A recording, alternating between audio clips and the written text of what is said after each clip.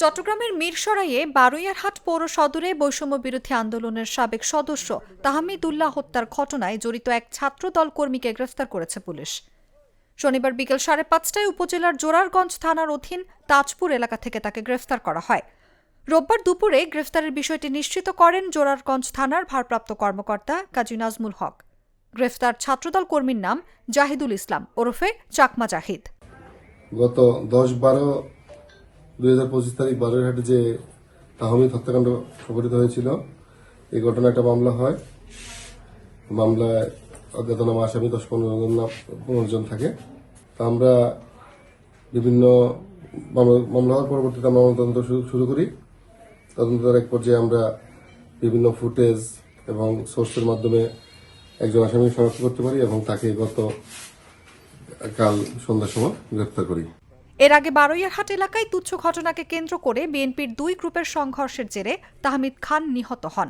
এই ঘটনায় শুক্রবার রাতে বাদী হয়ে জোরারগঞ্জ থানায় হত্যা মামলা করেন নিহতের মা।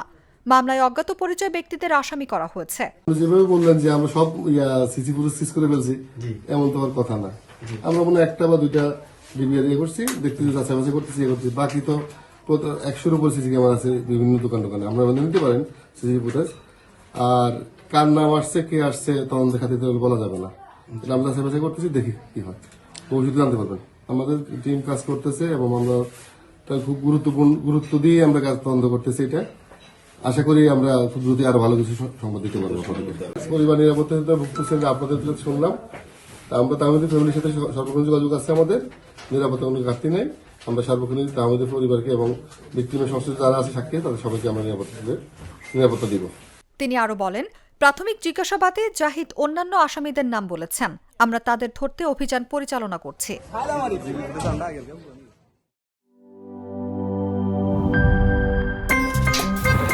আমার একটা স্মার্ট সিদ্ধান্তে 25% গ্যাসের খরচ কমেছে। ভাবছেন কিভাবে?